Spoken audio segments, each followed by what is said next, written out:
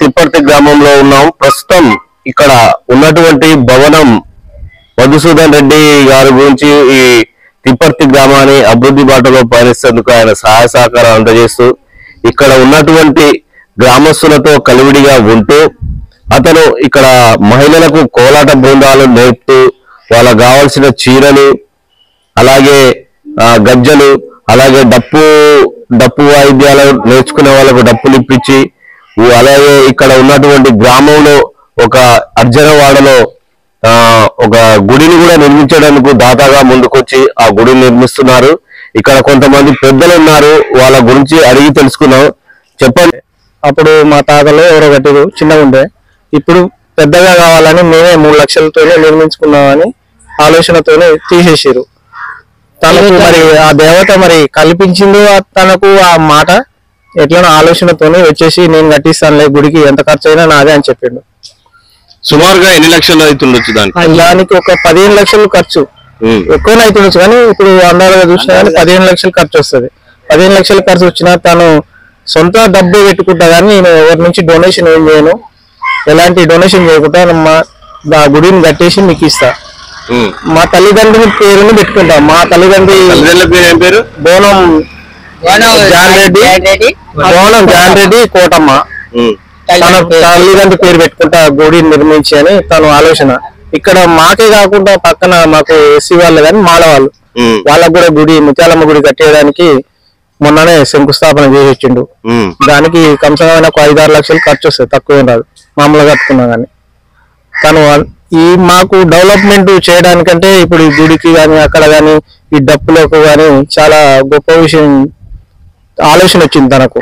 ఎందుకంటే నేను చిన్నప్పటి నుంచి చూసినా గానీ ఏ నాయకుడు ఒక సర్పంచ్ గా 2 టర్ములు గెలిచినా, 3 టర్ములు గెలిచినా, ఒక ఎమ్మెల్యే 3 టర్ములు 4 టర్ములు గెలిచినా మాకు ఈ గుడి కట్టేయాలని కూడా ఆలోచన రాలేదు.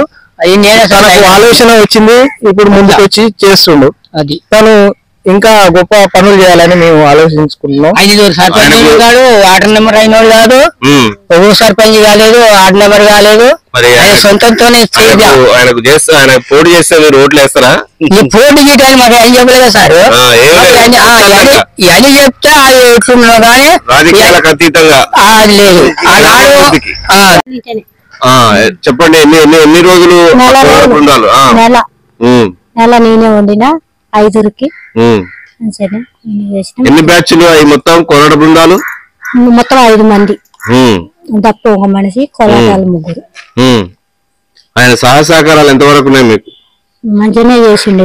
వంట నేను చేసిన, వాళ్ళింటిని వంటలు చేసిన, వాళ్ళకి పంపించిన, మంచిగానే తిన్నారు. చాయలు, టిఫిన్లు, సాయంత్రం మళ్ళీ వంట, పొద్దుగాల వంట, టిఫిన్, చాయలు మంచిగానే సహకరించిండు. అన్ని మంచిగానే చేసిండు, మంచిగా చెప్పించిండు. అదే విధంగా ప్రస్తుతం ఇప్పర్తి గ్రామంలో ఉన్నాము. ఇక్కడ ఇప్పర్తి గ్రామంలో మహిళా కోలాట బృందానికి చెందినటువంటి ఒక మహిళ ఉంది. ఆమె పేరు అమృత. చెప్పమ్మా అమృత గారు, మీకు బౌరం మధుసూదన్ రెడ్డి ఏమేమి ఇస్తున్నాడు, ఈ గ్రామానికి ఎంత పాటు తోడ్పడుతున్నాడు? మాకు పటేల్ గారు కోలాట నేర్పించడానికి నిర్ణయించుకుంటూ వాళ్ళ అమ్మ నాన్న తరఫున.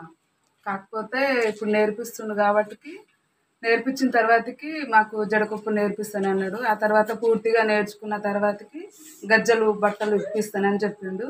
అదేవిధంగా మా ఎసికాళ్ళ ఎల్లమ్మ గుడి అట్లా కట్టిస్తానని వారే ఒప్పుకురు, వారే పూర్తిగా కట్టిస్తానని చెప్పారు. మాకు ఎసికాళ్ళు మాత్రం పటేల్ మాత్రం బాగానే సహకారం చేస్తున్నాడు. ఈ కోలాట బృందానికి ఎంతమంది మహిళలు, ఎన్ని గ్రూపులుగా ఏర్పడ్డారు? స్టార్టింగ్ లో పెద్ద అంటే 100-200 మంది దాకా అయ్యారు. కాకపోతే చెప్పడం ఇబ్బంది అవుతుందని మా కోసం మరే ఇంకా 2 తెప్పించిండు కోలాటం నేర్పడానికి. 3 గ్రూపులు మాత్రం నేర్పిస్తున్నాడు ఇప్పుడు మటుకైతే. నెక్స్ట్ గిట్ట ఇంకెవరైనా నేర్చుకోవాలనుకుంటే గిట్ట మళ్ళీ నేర్పిస్తానని చెప్పిండు. గ్రూప్ కి ఎంత మంది ఉన్నారు? గ్రూప్ కు 20 మంది ఉంటారు. గ్రూప్ కి 20 మంది మహిళలు ఉన్నారు. వారికి గజ్జలు, చీరలు ఇప్పిస్తానన్నాడు. నెక్స్ట్ ఇప్పిస్తానన్నాడు. ఇప్పుడు ప్రస్తుతానికి నేర్చుకున్నాం అంతే, ఇప్పిస్తానని చెప్పిండు. ఖర్చు అంతా సారే భరిస్తున్నా, అంతా సారే పెట్టుకుంటుండు. ఇంకా గిట్లా పెట్టుకుంటానని చెప్పిండు. ఇంకా గిట్ల ఎవరైనా వస్తే నేర్పిస్తానని చెప్పిండు. పూర్తిగా నేర్పిస్తానన్నాడు. ఆయన ఎలాంటి సహాయ సహకారాలు చేస్తుండే ఈ గ్రామానికి? చాలా మంచిగా చేస్తుండు, మంచి నిర్ణయం తీసుకుండు. ఎందుకంటే మా ఊరి తరపున నేను నేర్పిస్తే నాకు ఒక పేరు రావాలి, మంచితనం ఉండాలని ఇన్ని రోజుల నుంచి నేను ఇక్కడ లేను కాబట్టి ఏం చేయలేకపోయినా ఇప్పటి నుంచైనా నేను చేస్తా అన్న నిర్ణయం తీసుకొని అందరికీ మంచిగా చేస్తుండు. మాకు కోలాట బృందానికి చెందినటువంటి అడిగితే 15 లక్షలు పెట్టి ఆ ఎల్లమ్మ గుడి కట్టిస్తుండు.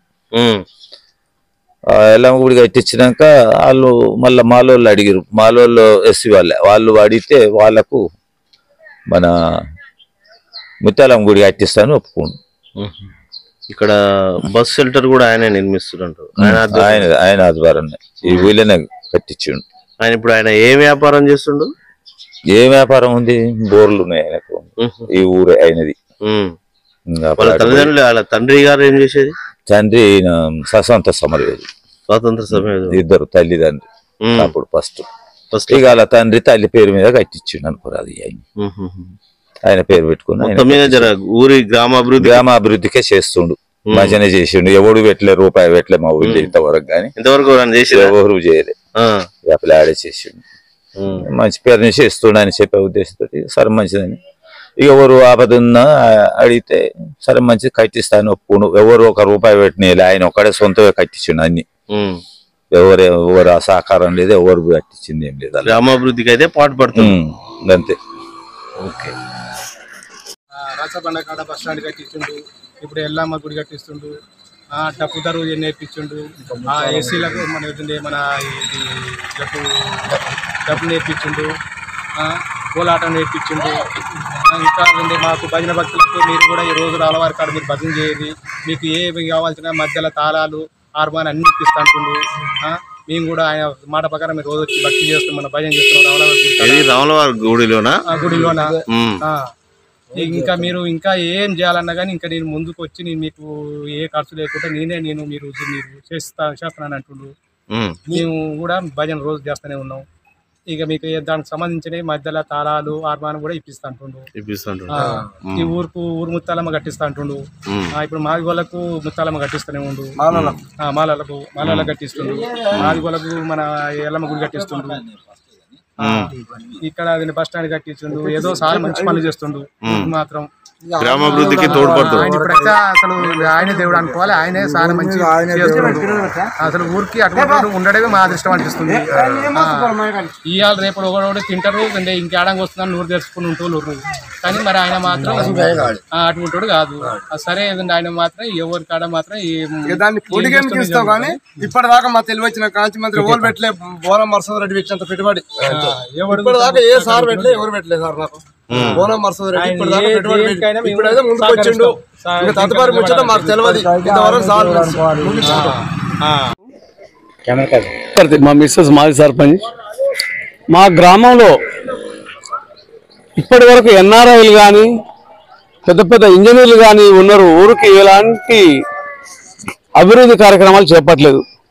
సరే వాళ్ళని కించపరచట్లేదు. కానీ ఆ గ్రామానికి సంబంధించిన స్వతంత్ర పోరాట సమరయోధులు బోనం జాన్ రెడ్డి, కోటమ్మ గారుల చిన్న కుమారుడు అయిన బోనం మధుసూదన్ రెడ్డి గారు, సుభాషిణి గారు మా గ్రామానికి ఇక్కడ రచ్చబండ వద్ద 15 లక్షల రూపాయలతో బస్టాండు నిర్మించడం జరిగింది. ఆ ఎస్సీ కాలనీలో ఎల్లమ్మ గుడి నిర్మాణం కోసం 15 లక్షల రూపాయలు. మా గ్రామంలో ఇంకా ఎస్సీ మాల కాలనీకి సంబంధించిన వారికి 10 లక్షల రూపాయలతో అక్కడ ముత్యాలమ్మ గుడి నిర్మాణం. గ్రామంలో ఊరముత్యాలమ్మ అనే గుడి నిర్మాణానికి కూడా సహకరించడం జరిగింది. వీరు మరి ఇదే కాకుండా గ్రామంలో ఉన్న రిటైర్మెంట్ అయిన ఎంప్లాయీస్ కు సన్మాన కార్యక్రమాలు, ఈ సాంస్కృతిక కార్యక్రమాలు, డప్పు కళాకారులు, కోలాట కళాకారులకు వారి స్వతంత్ర పోరాట సమరయోధుల జ్ఞాపకార్థం కోసం వాళ్ళ చిన్న కుమారుడు కార్యక్రమాలు చేపట్టడం జరిగింది. వీరికి ప్రత్యేక కృతజ్ఞతలు, ధన్యవాదాలు తెలియజేస్తున్నాం. మా గ్రామ అభివృద్ధితో పాటు దాదాపు మా గ్రామానికి 3 కోట్ల రూపాయలు ఇక్కడ వెచ్చించి కార్యక్రమాలు చేపట్టడం జరిగింది. వీరిని ప్రత్యేకంగా మా గ్రామం తరఫున మేము అందరూ అభినందించడం జరుగుతుంది. కొన్ని సంవత్సరాల క్రితం నుంచి అన్న ఇప్పుడు మన గ్రామంలో మహిళలకు ఒక కోలాట కార్యక్రమం నేర్పించాలని వినాయక చవితి ముందు చెప్పిన ఒక 10 రోజుల క్రితమే మాస్టర్లను తీసుకురావడం జరిగింది. మన గ్రామం మొత్తం మహిళలకు ఊర్లో ఉన్నటువంటి ఒక 200 మంది పేర్లు వచ్చినాయి. ఆ 200 మందిలో 60 మంది కరెక్ట్ నేర్చుకున్నారు. 3 మాస్టర్లను తీసుకురావడం జరిగింది. వాళ్ళు కూడా సక్సెస్ఫుల్ గా